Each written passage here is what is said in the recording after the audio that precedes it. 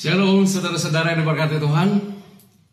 Masih segar dalam ingatan kita. Dalam minggu-minggu terakhir ini ada berita viral pembunuhan seorang perwira polisi muda dalam satu keluarga. Menurut informasi, tapi belum ada konfirmasi yang sejelas, ada perselingkuhan, ada pembunuhan. Ini membuat cerita seperti itu atau peristiwa seperti itu bisa mengakibatkan hancurnya keluarga. Tapi saudara jangan lupa, ribuan tahun yang lalu juga sudah ada cerita perselingkuhan yang membuat hubungan surga dan dunia menjadi terganggu, bahkan rusak. Bagaimana ceritanya? Kita berdoa dulu. Damai sejahtera Allah yang melampaui akal itu kiranya memelihara hati dan pikiran saudara di dalam Kristus Yesus Tuhan kita. Amin. Saudara-saudara, firman Tuhan yang akan menyapa meneguhkan kita dalam kesempatan ini diambil dari kitab Hosea pasal 1 ayat 2 sampai dengan ayatnya yang ke-9. Demikian firman Tuhan dalam tema Tuhan setia dalam kasih-Nya. Demikian firman Tuhan. Ketika Tuhan mulai berbicara dengan perantaraan Hosea, berfirmanlah Ia kepada Hosea, "Pergilah, kawinilah seorang perempuan sundal dan peranakkanlah anak-anak sundal, karena negeri ini bersundal hebat dengan membelakangi Tuhan. Maka pergilah ia dan mengawini Gomer binti Diblaim. Lalu mengandunglah perempuan itu dan melahirkan baginya seorang anak laki-laki. Kemudian berfirmanlah Tuhan kepada Hosea, berilah nama Jisriel kepada anak itu, sebab sedikit waktu lagi maka aku akan menghukum keluarga Jehu karena hutang darah Jisriel, dan aku akan mengakhiri pemerintahan kaum Israel.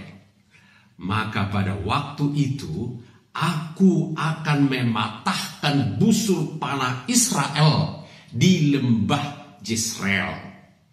Lalu perempuan itu mengandung lagi dan melahirkan seorang anak perempuan. Berfirmanlah Tuhan kepada Hosea, berilah nama Lo Ruhama kepada anak itu, sebab aku tidak akan menyayangi lagi kaum Israel dan sama sekali tidak akan mengampuni mereka. Tetapi aku akan menyayangi kaum Yehuda dan menyelamatkan mereka demi Tuhan Allah mereka. Aku akan menyelamatkan mereka bukan dengan panah atau pedang, dengan alat perang atau kuda dan orang-orang berkuda. Sesudah menyapih Lo Ruhama, mengandunglah perempuan itu lagi dan melahirkan seorang anak laki-laki. Lalu berfirmanlah ia, berilah nama Lo Ami kepada anak itu, sebab kamu ini bukanlah umatku dan aku ini bukanlah Allahmu. Demikian firman Tuhan. Saudara-saudara, itulah cerita perselingkuhan yang luar biasa antara Allah dengan Israel. Allah menggambarkan hubungannya dengan umatnya sampai sekarang adalah hubungan pengantin pria dan pengantin perempuan. Hubungan suami dan istri. Dalam Alkitab, Allah digambarkan sebagai suami yang sangat baik, dan umatnya, umat Israel dan setiap umat percaya adalah istri. Tetapi sayangnya, istri ini mengkhianati suami yang luar biasa baik itu. Mengkhianati suami yang mempertaruhkan semuanya, memberikan semuanya untuk istri yang dicintai dia. Tapi istri itu justru selingkuh. Istri itu pergi kepada laki-laki lain. Yang dimaksud dengan pergi kepada laki-laki lain adalah dia beribadah kepada Allah lain. Dia meninggalkan Allah yang setia, Allah yang membebaskan mereka dari perbudakan dosa, Allah yang memberikan mereka tanah perjanjian, Allah yang selalu mendukung mereka dalam setiap perjuangan peperangannya. Tapi mereka meninggalkannya. Itulah yang digambarkan di sini. Karena negeri ini, umat Israel bersundal hebat dengan membelakangi Tuhan. Tapi sesuai dengan tema firman hari ini, Tuhan setia dalam kasih-Nya. Tuhan kita setia dalam kasih-Nya. Dia setia terhadap istri yang telah bersundal hebat kepada Allah lain, setia kepada umat yang meninggalkan dia, padahal dia adalah Allah yang luar biasa. Lalu Tuhan berkata kepada Hosea, menggambarkan hebatnya dan bagaimana Allah mengasihi mereka. Hosea, pergilah, kau inilah seorang sundal. Lalu dia menikah dengan Gomer, putri Diblaim, lalu melahirkan anak. Ada 3 anak. Satu Jisriel, itu menggambarkan pembalasan Allah kepada istri yang selingkuh ini.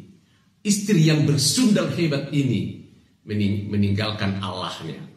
Lalu lahir lagi anak kedua, diberi nama Lo Ruhama, yang artinya Lo itu tidak, Ruhama disayangi, tidak disayangi, tidak akan diampuni. Jadi perempuan-perempuan yang bersundal ini katanya tidak disayangi, tidak diampuni. Lalu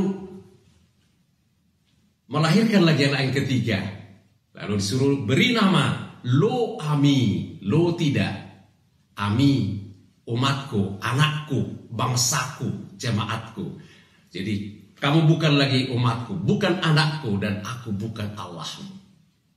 Itu murka Allah yang luar biasa kepada istri yang selingkuh ini. Tapi ingat, Tuhan setia dalam kasih-Nya.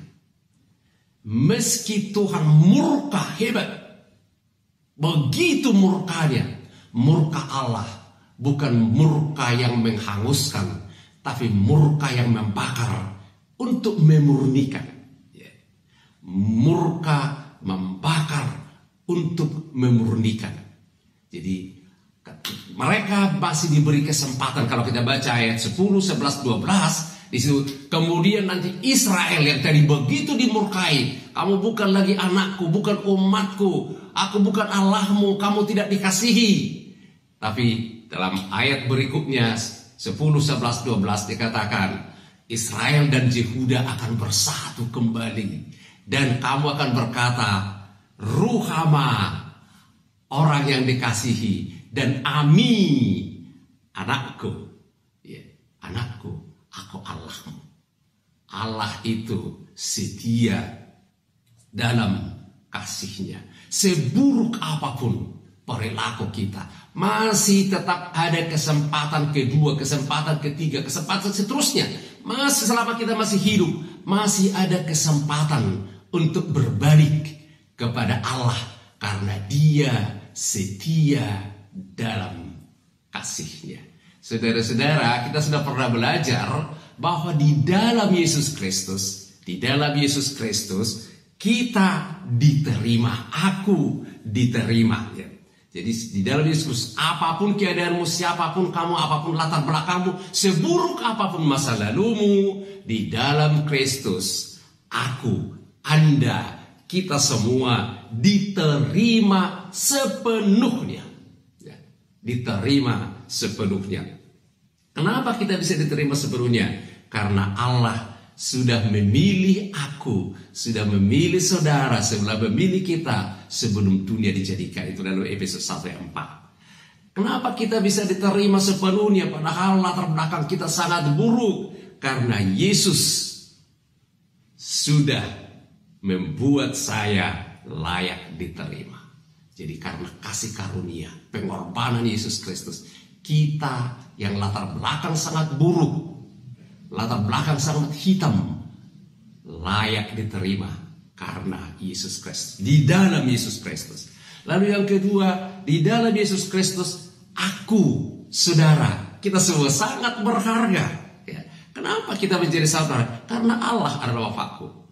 Kita adalah milik Allah yang maha tinggi. Jadi milik Allah itu adalah berharga. Jadi sahabat, kalau di dunia ini milik seorang terkenal itu akan menjadi barang berharga. Meski itu barang biasa, tapi itu milik siapa? Itu milik orang yang sangat terkenal. Milik artis yang terkenal di seluruh dunia. Milik tokoh politik yang sangat disegani. Miliknya akan menjadi milik yang sangat berharga. Makanya bisa laku di lelang.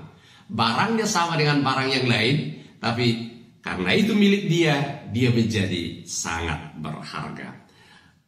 Kita berharga karena Yesus memberi hidupnya untuk kita. Jadi harga sesuatu asal seseorang bukan ditentukan terutama oleh barangnya atau oleh orangnya, tapi harganya ditentukan oleh seberapa mahal seseorang mau membayarnya. Itulah harganya. Jadi harga kita bukan ditentukan oleh kualitas hidup kita, tapi ditentukan oleh seberapa mahal, seberapa harga yang mau dibayar Tuhan untuk kita, yaitu seharga darah dan nyawanya. Itu membuat kita menjadi sangat berharga. Katakan sekarang, aku sangat berharga. Karena hargaku bukan ditentukan oleh keberadaanku, oleh kualitas hidupku, tapi ditentukan oleh kesediaan Yesus membayar saya dengan harga, dengan nyawanya, dengan darahnya. Lalu yang ketiga, saya di dalam Yesus, ya, saya dicintai selamanya. Wow. Jadi siapapun yang ada di Yesus, kita, Anda dan saya dicintai, dikasihi selamanya. Tapi sayangnya kita sering tidak setia. Kita sering selingkuh, menduakan Allah. Mungkin bukan lagi kepada Allah-Allah dewa-dewa, tapi menduakan Allah dengan dunia ini, dengan uang, dengan harta, dengan jabatan, dengan kuasa, dengan berbagai-bagai duniawi, sehingga kita menduakan Allah. Itu membuat kita selingkuh. Saudaraku, seburuk apapun kita, sekarang perlu disadari, kembalilah kepada Allah yang setia. Dia selalu ada di sana dengan tangan terbuka untuk menyambut siapapun yang mau kembali kepadanya. Saudara-saudara, kita diampuni sepenuhnya. Kita diampuni sepenuhnya oleh Allah yang kasih setianya itu, yang setia selamanya dalam kasihnya. Dia setia dalam kasihnya. Kita diampuni, totali.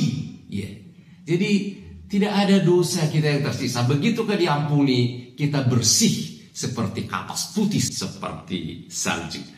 Kita telah dibersihkan oleh darah Yesus Kristus. Dan karena itu, kita sekarang menjadi orang-orang yang punya kompetensi, punya kemampuan untuk melakukan pekerjaan baik.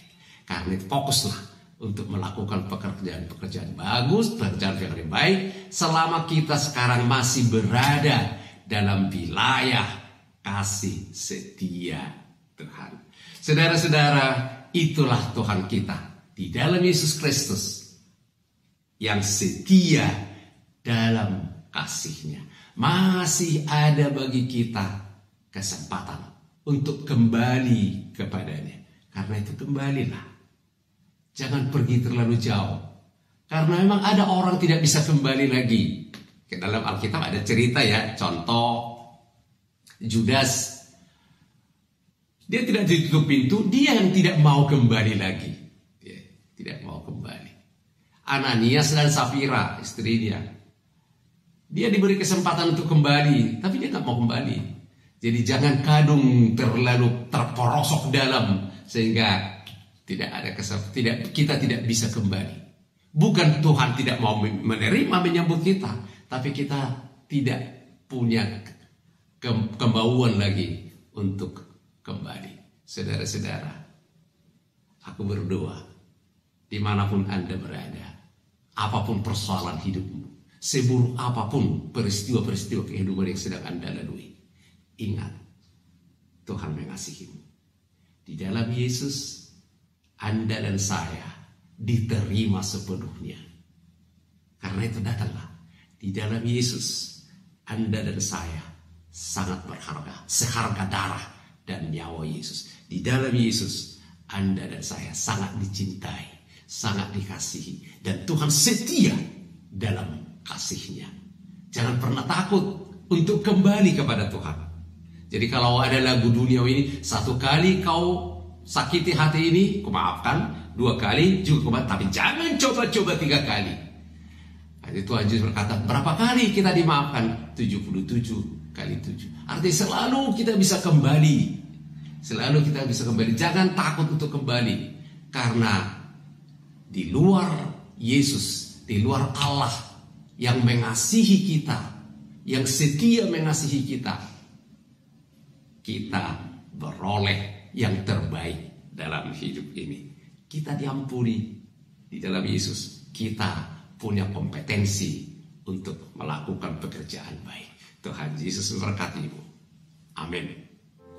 Tuhan, kami bersyukur untuk firman-Mu yang boleh menyapa, meneguhkan dan menguatkan kami. Ingatkan kami Tuhan bahwa kasih-Mu tiada batas, tidak terhingga, tidak terukur, panjang, lebar, tinggi, dan dalamnya. Selalu ada tempat bagi kami. Asal kami mau kembali, asal kami mau berbalik kepada-Mu. Tuhan, sentuh setiap hati kami. Sejauh manapun kami telah pergi meninggalkan Engkau. Karena dunia ini, tolong Tuhan, jamah hati kami untuk kembali kepada-Mu. Terima kasih Tuhan Yesus. Engkau Allah yang luar biasa, yang mengasihi kami selamanya. Amin.